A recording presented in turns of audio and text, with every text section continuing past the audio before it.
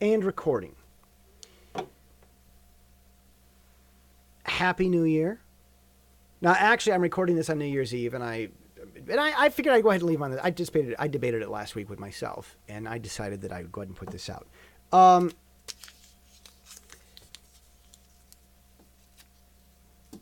Kevin Spacey. What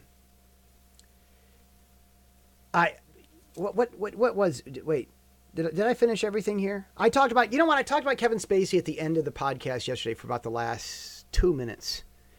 And I've got a little piece at the Times that I wrote, and I did a little tiny 5-minute thing on YouTube, and I don't want to do more than that. I don't want to do like multiple videos on each, but each YouTube, my blog at the Times, and the podcast yesterday had some Kevin Spacey stuff. Yeah. Okay. It's all there. I've said it all. You have to piece it together, but I've said it. So, Spacey's an interesting one. Taiwan special. Now, here's the deal. Taiwan special works. I'm an American who lives in Asia, and I have stuff to say with an interesting perspective. I'm thinking about doing an episode on Luke Skywalker. I might get into Luke Skywalker, because, it's like Luke Skywalker, because Mark Hamill wasn't happy with Luke. He's actually done a pretty good job of keeping his nose clean with all this mess. And of course, I don't know if you got this from one of my videos on YouTube, but basically, that skinny purple hair, purple suit, purple dress, purple skinny purple general lady, Princess Leia's best BFF since forever that you never saw before. She, I think, basically is who Caroline Kennedy thinks she is in all this. Everyone hates her. Nobody understands her. She's going to boss the new orders. All the rebels within her ranks of rebels are wrong and just don't understand her, and they're messing with her system, and she's going to sacrifice herself to make it all right. I think she views herself in that role. That's where I think Caroline Kennedy was the director of the recent Disney Star Wars bomb, the second Disney. I'm almost sort of thinking that these recent Star Wars episodes should just be called Disney Star Wars. I don't know. That's a good question. Would Carrie Fisher's family have a case that anxiety contributes to a heart condition? I think that there's a lot already out there, including just watching Mark Hamill on stage, to say that, it would be hard to say that the Disney franchises have been less stress-free than the ones before as it related to matters of people that were involved from the beginning. I don't know, but that'd be interesting to see how those questions pan out. I'm not sure. What do you think? All right, Luke Scott. I think I've got some stuff to see. Well, should I talk about Luke Skywalker today? Okay. All right. I'll talk about Luke Skywalker today. Mark Hamill said on stage that he wasn't. Look, the Disney directors, I'm pretty much with mainstream on this. They were a disaster. There was a lot I liked. There was a lot I really did like. I didn't like the Rebel Force getting so small. I didn't like in The Last Jedi. I didn't like them going onto that super big ship basically for no reason. All they accomplished was, getting hunted down more quickly. I didn't like that. Missions like that have always typically served some sort of a purpose to advance up the plot other than making the plot more of a disaster. I did actually kind of like Princess Leia and her Jedi superpowers. So Superman, I actually kind of did sort of like that. A lot of people are like, whoa, wait, no. Leia has the Force. And we've wanted to see her use it. I actually did like that as an OG. breaking hyperspace. People have said that by smashing her Corvette, no, it wasn't a Corvette, it was a Corellian cruiser.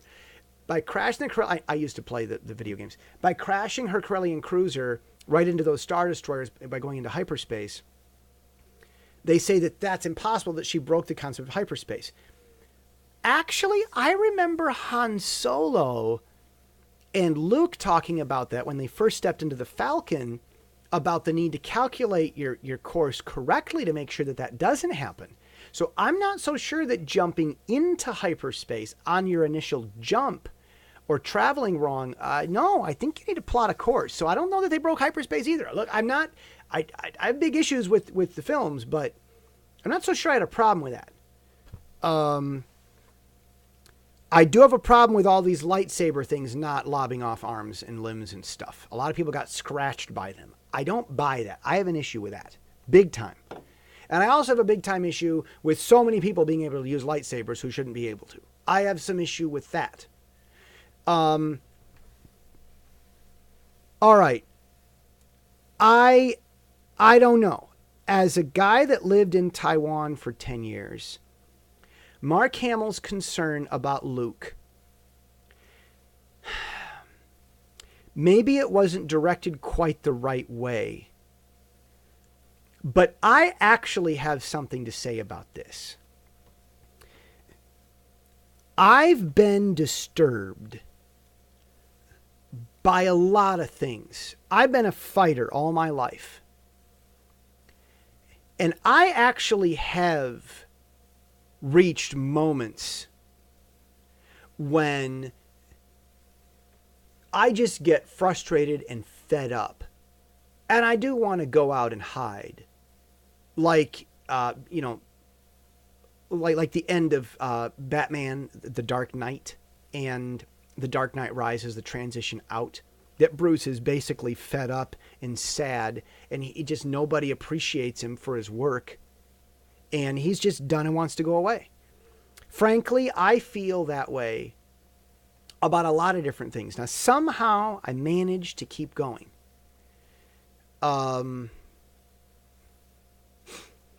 Somehow I managed to hang in there. But there are times that I really get frustrated. Like, for example, this Christian...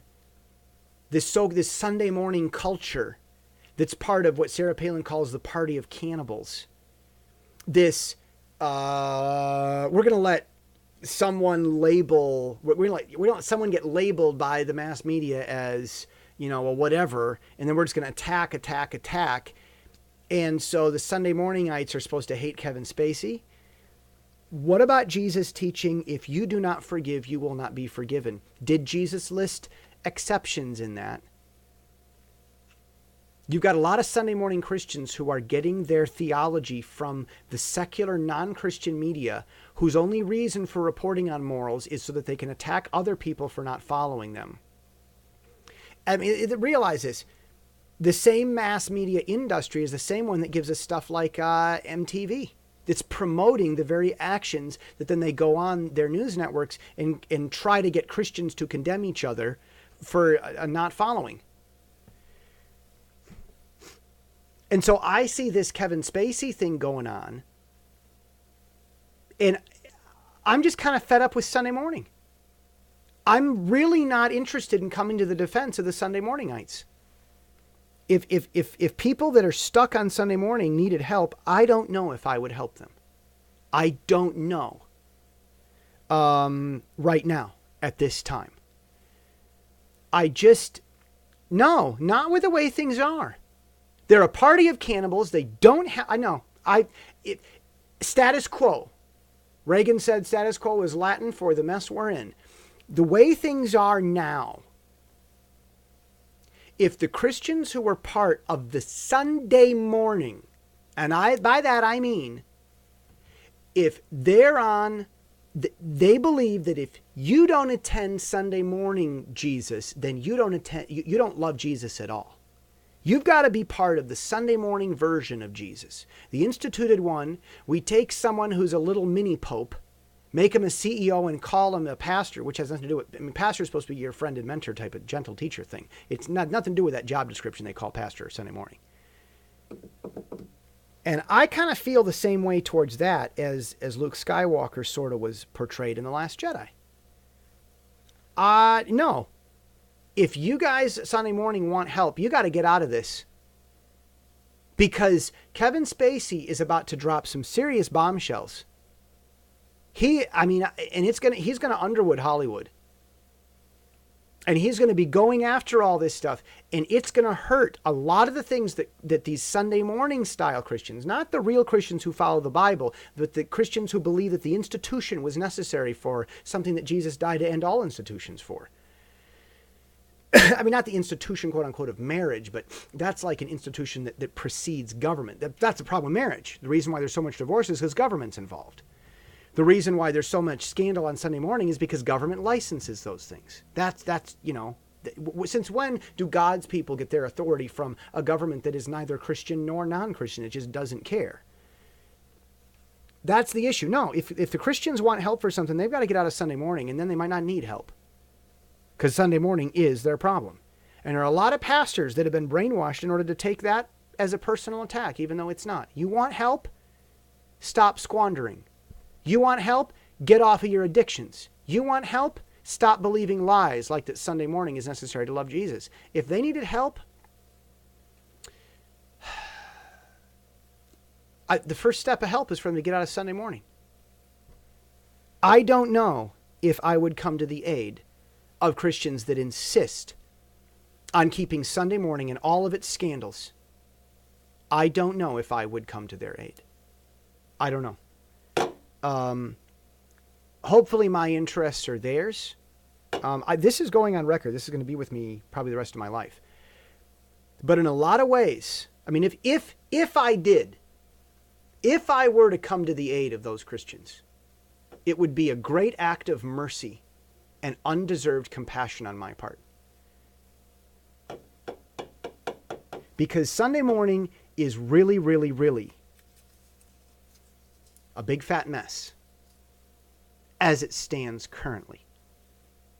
And I think that we need to get out of it. See you tomorrow.